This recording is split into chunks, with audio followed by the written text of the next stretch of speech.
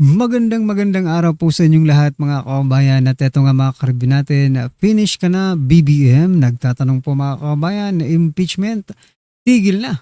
Aba, yan po ang ating alamin mga karibin natin sa video ito pero bago po natin simulan yan, palike naman po ng video ito, malaking tulong po yan. Maraming salamat po at eto na nga mga kababayan, pasadahan na po natin to. Pasok, Sir Dado. At lahat ng ahensya. Okay, so, ang impeachment niya, pwede naman niya sabihin, wag niyong impeach yung si Inday Sara. Manggago kayo eh, kasama ko yan eh. Oh, tigil yan. Kasi nga, sumusunod yung Congress tsaka yung Senate sa kanya. At lahat ng ahensya. Okay, so, ang ibablog ko sana kahapon, pati rin ngayon is about yung 4 na Marines na nag-recant ng testimonya. Maraming galit eh, maraming nagagalit sa kanila. Ang sa akin, panawagan ko, hayaan nyo lang sila, huwag kayo magalit. At baka ganun lang eh, na hindi natin alam yung totoong kwento. No? Basta ang alam natin, nililigawan sila, they were offered. Excuse me. So, yun yung di natin I would like to, kanina, nung I was, it crossed my mind, just a thought, no? Hindi ako paniwala na bumigay yung 4 eh. No? Na, kasi mga Marines, ang mga sundalo eh, may camaraderie yan, tsaka magkakasama sila na nagde-deliver. So, it was a decision on their part na magbigay ng statement. Sabi nila yung kanilang experience, yung kanilang nakita, sineshare nila. Ano nila yon? Decision nila yon. Excuse me.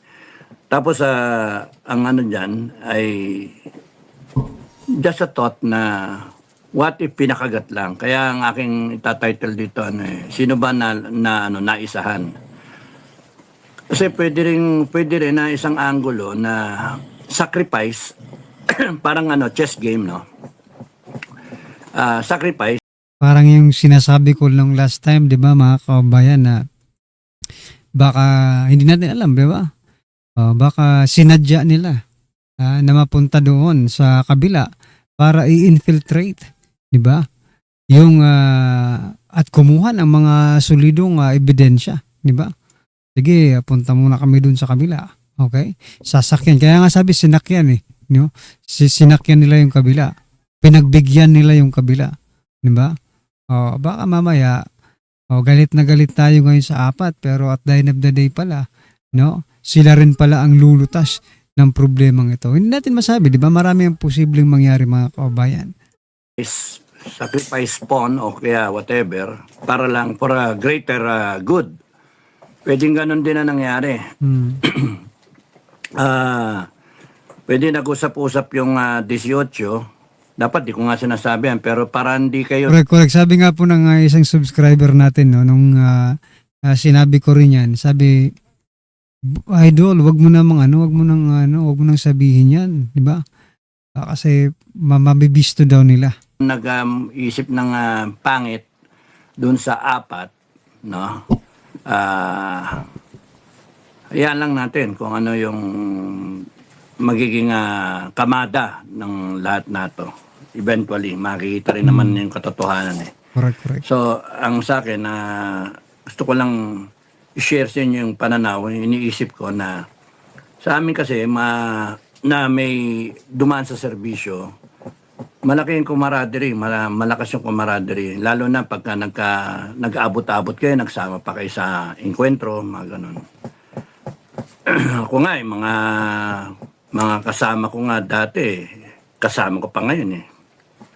So, pwedeng posible na may sila na kasunduan, pwedeng ganon, na total alam nila, given, nililigawan tayo. Tapos ginigipi tayo. So, what if, kunwari, sige, kausapin nyo, bumigay kayo, magpataas tayong presyo. Ayan, 25 million. 4, 100 milyon yun. Tapos nun for the sake of ano lang ba, na generating funds dun sa grupo, pwedeng ganun eh. Pwede. Kunyari, sa amin kasi pagka may alanganin na lugar, no? O kaya merong isang kampo o hill na kinakailangan kuhanin, ang ano namin ay doon kami sa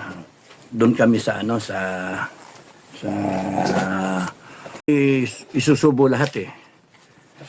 Pwede rin na mag-sacrifice ka ng tropa. Kunyari, para makamaneuver yung tropa, merong mag-hold the line para makamaneuver. Kundi kaya maka-withdraw. No? O kaya magka-reposition. Posible yun. So yung sa mga nangyayari na yan, kasi bilib ako sa Marines eh.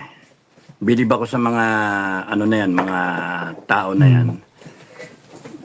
Baka kamo nagkausap-usap lang sila, tao Jack and Poy, Pompiang, ganon. Bibigay ko ay 4 kasi 25M eh. Times 4, 100M. Malaki And na then rin yun. that's a lot of money para ma-safety yung mga pamilya nung lahat nila, para magkaroon sila pampiyansa o magkaroon sila ng whatever. Isang angulo lang yan. Pwede look at it na pwedeng ganun yung sa serbisyo at pinagsamahan sa trabaho nila kay Saldico. Posible. At yung nag-usap-usap sila para magbigay ng testimonya. Pwedeng padre, sige brother, sige bro, sige bo. So yun, nilili na natin to makapti na gagalawan. Easily, 100M, pagka bigyan mo ang bawat isa doon sa tig 1M nga para lang maitawid mo na yung pamilya mo. Malaking Sa bagay mga na rin yun. susunod na buwan that's only 20M. Meron pa. Walang kasiguraduhan, speculation lang, pero I'm offering that angle na lang siya, repositioning para buhay sila. Kasi kung Pwede. trickle lang yung tulong, hindi pwedeng ganun yung tatawag, kailangan mo na ng pampiyansa, kailangan mo ng panggastos, kailangan mo pang safe house, kailangan mo lahat, kailangan ng pamilya mo, wala kayong trabaho, etc. Pwede sa mga usap-usapan. So, at least may possibility na gano'n. That's why, kung huhusgahan ninyo, di ba, pwedeng at i-offer niya yung ganong understanding, pwedeng lang yun. Palabas lang. Kailangan Necessity. So, laliman nyo lang yung pag-unawa Correct. sa kanila. Buti nga ganito yung analysis na ni Sir Dado. Yung analysis ko nga nung una ni infiltration, di ba? Pag-gather ng ebidensya. Pero anyway, maganda rin yung marami tayong mga speculation na nakukuha, di ba? Kasi anong mali natin, yun palang magpapagaan, di ba? Sa mga damdamin na nagagalit ngayon sa kanila. Pero sa likod pala nun, meron palang malaking purpose, mga kababayan, kung bakit itong 4 na ito. Kasi mabibigla ka Sulit po yung 18 tapos ganito may 4 na bumaliktad. So, nabigla ang lahat, mga kababayan. So, nabigla lang kayo. Huwag po kayo mag-alala. No? Lalabas din po ang katotohanan. Ha? Lahat na nakatanggap, magkaroon ng accountability. Di ba? Kung merong ebidensya, o anong problema? Di ba? Ngayon, kung walang ebidensya at peke yung sinasabi, mali yung sinasabi, that's another thing. And then, doon makikita ng taong bayan, pinapanood kunyari natin na parang People's Court nga na na ano, kahit sabihin nilang kangaroo court yan eh. Ang punto doon, gusto natin lumitaw yung katotohanan, masabi lahat ng dapat sabihin, picture, lumabas, video, mga ganun ba. And then baka may lalabas pa ng mga ibang witnesses. O kaya, kunyari, nasaan kayo, anong date, etc., etc. Anong petsa kayo, sino nandyan, meron pa ba ibang tao, si ganito, si ganon. O di, chichikin ko sino yun nandun. Na patatawag. And then, do we have the power? Yeah, we have the power. Lahat naman ng power galing sa atin eh. So, we have the power. Ang ano lang dyan. Nakakainis. Nakakainis. Nakakainis talaga. Saka nakakita, bahabaan ng tao, impeachment pa, di ba? Minamamatay na, impeachment pa rin ang peg eh. Election pa rin ang iniisip eh. Correct. Kaya nga, walang katorya-torya itong panay bugok nga. Ang panay bugok eh. Alam naman nilang ano sila, mali yung ginagawa nila. Pero they are banking on the situation na tangang Pilipino. Correct. Yun. At Yun ang naniniwala akala nila. sa mga narrative. Kaya ang sa akin, magkaalaman na kung ano talaga. Correct. Kung nagsisinungaling, di nagsisinungaling. Ngayon, kung hindi nagsisinungaling, nagsasabi ng katotohanan, di nalaman natin katotohanan. Ngayon, ang tanong, anong gagawin natin? May verdict. May verdict yung korte. No? Yung People's Court, may verdict. Doon ngayon magkakaalaman. Pero yung ganito, panay-pormahan, wala mangyari sa pormahan. Panay-pormahan. Tapos tatakutin ka ng administration. Hindi lang pormahan, puro kadramahan ang ginagawa nila eh. Tatakutin ka ng ombudsman, NBI, ng DOJ, tatakutin ka, kaso-kaso, nangyayang yan. Diyan sila magaling eh. Wag dapat tayo nagpapatakot sa ganyan. Kasi yung power na yan, galing sa atin eh. Galing sa atin lahat yung authority nila. Correct. Kaya nga, kayong mga nasa gobyerno, hindi dapat kayo maabuso. Kasi mga abusado kayo eh. Correct. Sobrang abuso nyo. Correct. Sinasabi ko sa inyo, ang only way out here is good governance. Good. And you're not showing it. In fact, you are violating the Constitution maraming beses. Mahirapan na sila eh, Sir Dado, no? Sabi mo, the only way out is good governance. Mahirapan na sila. Ngayon pa sila mag-good governance, 2 taon na lang. Diba? Kaya nga po, puro na sila bendelo. Bendel na sila lahat para matapos man lang nila yung termino nila. At least, di ba? At least matatapos po nila yung termino nila. Kahit hindi po good governance, at least natapos po. Yun na lang siguro yung pinaka nila dito, yung pinaka-purpose nila eh. No? Ang makatawid na lang. Di ba? Ang makatapos na lang ng termino nila. But sabihin po nila na good governance, walang ganun eh. Wala po tayong nakikitang good governance dito eh. Constantly, you're violating the Constitution. Continuously, you are betraying public trust. Niloloko nyo taong bayan. Correct. At sige, nako pa rin kayo. That's why, may hangganan yung kapangyarihan ninyo.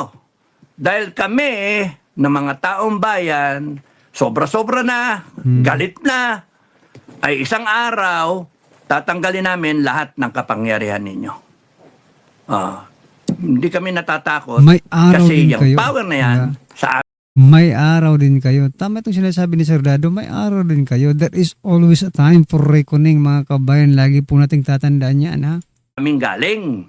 Correct. Yun yung ano. Kaya, isa ka nakakita, bibilin mo yung 25 million ng bawat isa para sa testimonya. Tapos bibilin mo ibang tao, bilyon. Ano tingin nyo doon sa sundalo? Ha? Mura. Bibilin nyo, ibang congressman nga, 250 million para lang boto niya. Yung senator, tatakutin ninyo. May presyo no? Lahat may presyo. Kaya nga sa Hindi natin alam yung mga senador na bumaliktad. Meron din po ba? Ayong alam natin, mga kaso lang di ba? Pero sa likod po noon, no? Hindi po natin alam kung mayroon din po bang mga maletang binibigay, di ba? Kasi kung dito nga sa mga sundalong ito ay may bayarang nangyayari. Sa mga congressman, meron din. Sa senatong, kaso-kaso lang. Papayag ba sila? Mga buwaya yan eh. sabi ko, nakakainis yung ganito. Pera natin lahat yun. Correct. Mga ungas nga itong mga nakaupo. At kayong mga kinukonsinte Ang mga kawalangyaan nitong mga nakaupong walang hiya, magnanakaw, manggagantyong, mga bendalo, ay may karalagyan kayo lahat. Correct. Pagka dumating yung takdang panahon at paghuhusgahan kayo, pananagutin kayo ng taong bayan, doon kayo matakot. Kaya nga, binibigyan kayo ng leeway ng taong bayan eh.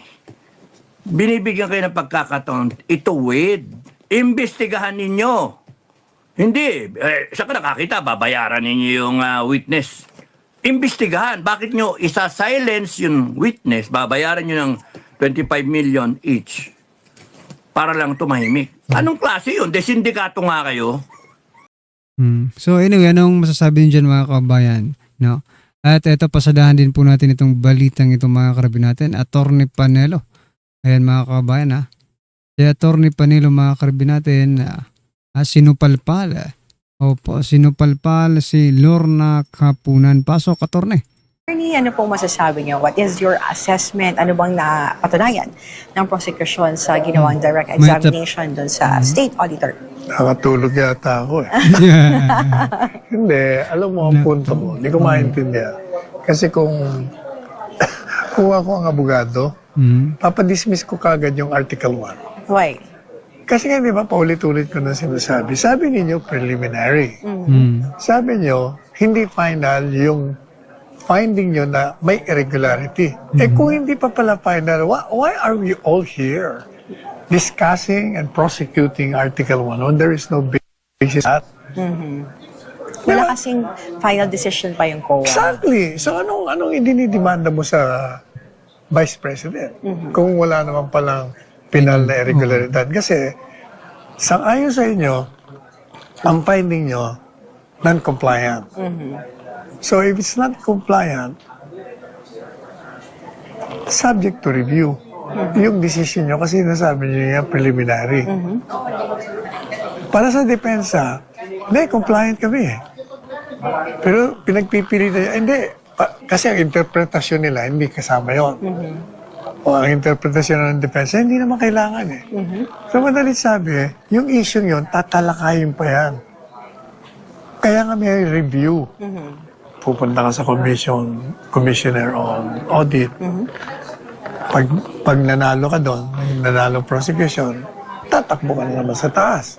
Kung sa madalit sabi, bakit tayo nagbibista? Dapat itong Article 1, i-dismiss na yan. So dapat hintayin muna natin yung final Exactly. decision ng COA dito sa lahat ng allegations. Kasi lumalabas, nag-appeal na pala eh. Yes. Oh, Nakabinbin pa. sinasabi niya pa nga, under evaluation. Yes. Oh, tapos paulit-ulit, hindi final. Eh, what are we doing here? And she even said naging compliant ang Huh? the witness also stated na compliant yung DepEd but open for na pwedeng i-reopen daw ulit yung ginawa nilang auditing kung may basis daw po. Oh, it only shows na talagang hindi pinal. You get the point? No? Di binabalidate mo lang yung sinasabi ko. And the style of the prosecution Naku, mabuti binagit mo yan. Nabubuisit presenting ako sa all the kanya. acknowledgement receipt, stating all the names and the last names. Hindi lang yun. Alam mo, marami siya mga snide remarks. Meron And siyang the mga snide remarks dagdag na also. mga, may superman pa siya, meron pa siyang salad. Alam mo, mahilig itong paporma pa. Papugi Kung yan. ako ang presiding officer, kinontempt ko na matagal yan. Kung pakulong mo muna yan. Saka na, pag na himas pa sa kanya, ibalik sa akin yan. Ano yun ba? Dapat ganun eh. Wala eh. Anong akala mo, Attorney Panelo, kay Kapunan, no? Bangag, na mahimasmasan. Bagay, parang bangag rin talaga itong si Kapunan minsan eh. Di ba? Itong kaibigan mo, talagang malapit ko na ilagay sa sandwich. Alaman. Baka gusto naman niya maging patas lang. Jesus Maria, hindi patas eh. Hindi ba? It only shows his ignorance or his bias. Either or. Kasi you have been emphasizing for this past few days ng impeachment trial court na walang finality. The non-basis of this article, wala eh. Yeah. Kasi you will only sue if you have a final decision of irregularity on a government agency. Kasi, as far as they're concerned, penal na to sa atin. Merong review eh. But my question is, Attorney Sal, with that in mind, nung pinopoint mo, and pipinayagan na magkaroon ng impeachment for that article po, at present ng mga acknowledgement receipt, at pinapakita dun sa public, ano bang gusto nilang ipakita sa public na magkaroon ng trial by publicity with only showing all Yun these nga. Yun. receipts na wala pa namang finality? Yun eh. Sinisiraan nila itong si BP Sara. BP Sara na non-compliant, kesyo, kung ano-ano, paninira lang talaga ang ginagawa. Kayo na nga nagsasabi na hindi pa kayo sigurado kung yung finding nyo, i-affirm o hindi. Bakit yung inilalabas yan? Correct. But with the buong araw na to na nagsalita at direct examine ni Attorney Kapunan, yung state auditor, napatunayan ba niya na nagkaroon ng misuse ng confidential funds ang Vice President na ang parehong Wala office ng naman. OVP at ng Department of Education? Wala nga eh. Kasi nga, babalik ulit tayo doon. Hindi nga pinal yung finding mo eh. So ano bang ginagawa pa natin? Kailangan ipinal nyo muna saka kayo magdemanda. So walang basis at all yung mga sinabi Wala. niya na that the possibility na nagkaroon ng misuse for the personal. Yun ang Itong witness nila, walang pinagkaiba nung sa unang witness na lalaki. Sino ba itong si attorney, no? Di ba walang pinagkaiba? Di ba? Mas pumapabor pa nga kay BP Sara eh. sinasabi nila may misuse. But sila rin ang nagsasabi, pero hindi pa final itong aming sinasabing misuse. Oh, bakit mo sinisiraan si Vice Presidente?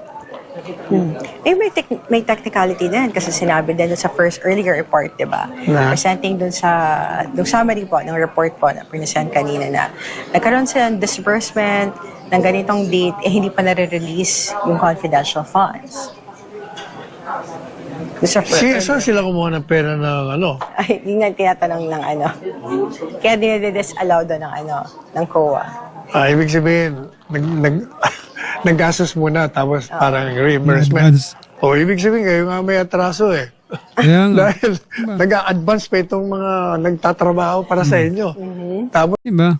Nag-aabuno pa nga sila. Inaabunuhan muna. Like for example, nangyayari naman yan eh. Nangyayari po yan. Tingnan sa mga schools, di ba? Sa mga schools talagang nangyayari yan. Yung mga reimbursement na yan. Like for example, yung iba nga, di ba? Pag may mga event, yung may mga contest, di ba? Yung mga malalayong lugar. Sige guys, pag pamasahin muna, tapos saka na lang natin i-reimburse, di ba? Nangyayari yan mga kabayan. Kasi nga, hindi pwedeng ma-delay yung operation, mga kabayan. Kailangan tuloy-tuloy yung operation yan. Kapag na-delay yan, ay wala. Baka buhay po ang kapalit kapag na-delay po yung mga operation, lalo na kung confidential, di ba? Kailangan continuous. May reimburse na lang yan kung kailangan, di ba? Tapos tuloy, kaya nung mag-liquidate, sobra. Is it anomalous? Maanomalya ba yung gano'n? Hindi, mali yan. Paano naging anomalya yun, mga kabayan? Nag-abuno pa nga kayo. 150,000, di ba, yung nakaraan sinabi? Na excess? Paano naging anomalya yun? Na nag-abono ka pa nga? Di ba? Mga hinayupak talaga itong mga, yung iniimbestigahan nila, yung nag-abono, mga kabayan. Si BP Sara, 150,000, okay? To continue the operation. Pero, hinayupak na yan. Doon sa billion-billion na confidential fund ng Pangulo, hindi kayo nagtatanong? Kumusta? Bakit nasimot? Diba? Wala, hindi malaki nag-abono. Nag-aabono rin ba ang presidente? Mga kabayan? Baka hindi no? Kasi hindi uso sa kanila ang they are not concerned. No? Ang uso sa kanila, hindi abono, mga kabayan. Racket. May mga racket, di ba? Mga bagong racket. Yun, mga kabayan. Alam nyo na yun. It only nga shows na these people are spending their own money. That's why they're asking for reimbursement kasi ang bagal nyo magpalabas ng pera. Correct. Dapat nga saluduhan pa natin ang mga ito eh. Dapat nga saluduhan, palakpakan natin. Palakpakan natin sila. Bakit natin kailangan palakpakan? Tingnan niyo mga kaubayan Nagsasakripisyo na nga sila. Abunado pa.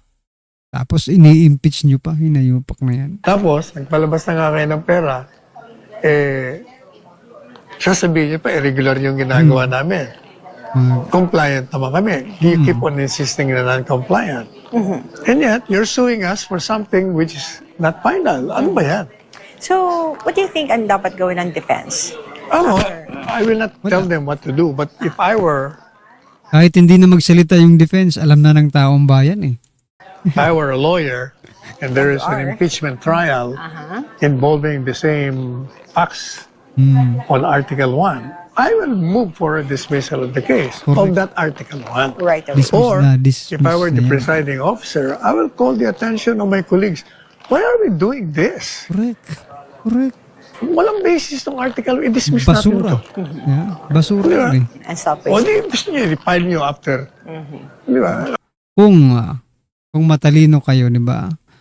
Alam nyo, gumagastos kayo more than what is being investigated, mga kababayan. 125 million. Tapos yung ano natin, yung gastos araw-araw 25 million. Naku, magkano na? Magkano na po, mga kababayan? Lampas ng 300 million eh. Di ba? Oh, lampas na pong 300 million yung nagagastos. Diyos ko po. Nasaan ang logic nito, mga karibbi natin? Otherwise, you're wasting our time. Find it after Kasi tingnan mo, Hana, what can you get by asking about 5 witnesses testifying on something that they found irregular, which is not yet final? Kasi as far as they're concerned, it's irregular. But paano kung yung commissioner audit will not agree with you or the court will not agree with you? O di wala. Di Bakit sila magsasabi na irregular yun? Hindi naman sila auditor. nagsayang lang tayo ng oras. And money. Money, lahat Money. siya. Pati waste of time. O kaya nakakatulog tuloy ako sa boredom. But I have to be here because I really have to monitor it. Nice way to monitor. You're monitoring it Oo nga. live. Kahit na foul weather, nandito tayo. Di ba? Sir Joseph, wala na naman ako masasagot sa iyo. Praise ng subjudice.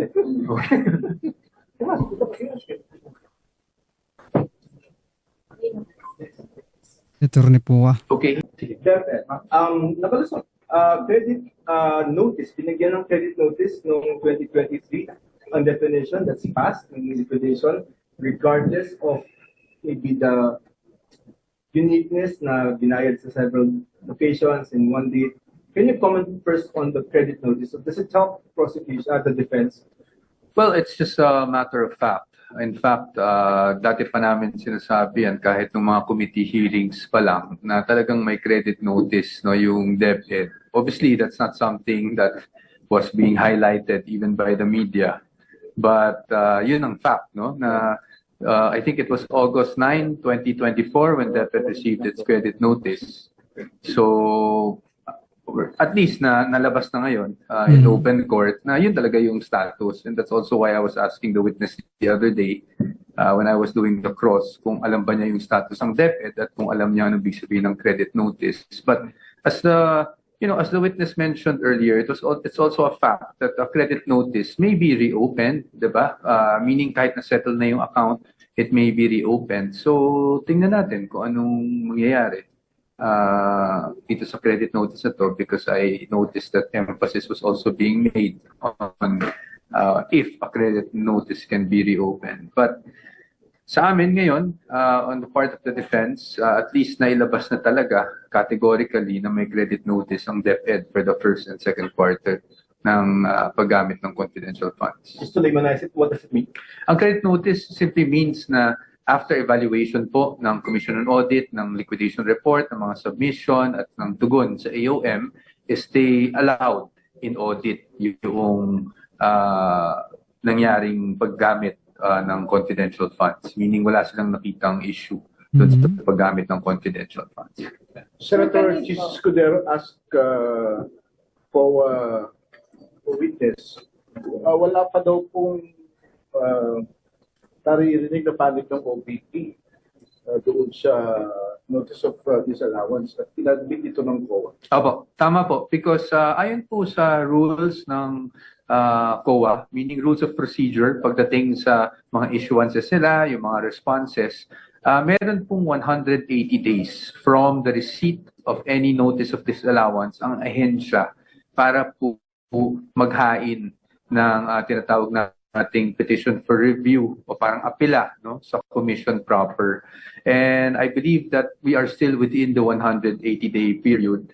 Hindi ko lang mabigay yung tamang date pero I think it's around October yung expiration ng 180 days if I'm not mistaken. So kumbaga, hindi po sa hindi nagresponde ang OBP, ano pa lang, no, nandun pa siya sa period within which OBP can respond. Yan pa yan, hindi po pwedeng tawaging mayroon ng Anomalya. sa pagkain. Well, sa atin naman po, ang atin namang panig parati is kaya may remedies. Kasi meron pang mga remedyo o meron pang mga hakbang na pwede gawin ng isang ahensya kahit na may notice of disallowance na para umapila at syempre, ang purpose niyan is ma-overturn, no, yung notice of disallowance ng ICFAO. In fact, kahit na yung decision ng commission proper, meron pa rin tayong remedy Appeal. na mag-motion for reconsideration. And after ng motion for reconsideration, pwede pa po tayong umakyat sa Supreme Court. Nasa rules po yan ng COA talaga. So yan mga kabayan, isa lang pong ibig sabihin nito. Itong itong article nila about sa confidential fund, about dito sa COA, di ba? There is no such finality pa. Sabi nga ni Atty. Panelo, wala pang finality. Kaya, a waste of time and money, mga kabayan. Hindi po nila pera yan. Pera po ng taong bayan yan, no? Na sinasayang nila sa bawat araw, no? Na paghihiring nila. Anyway, ano pong masasabi niyo dyan mga karabin natin? Just comment down below at syempre huwag pong kalimutang i-like ang video nito. Malaking tulong po yan. Maraming salamat po.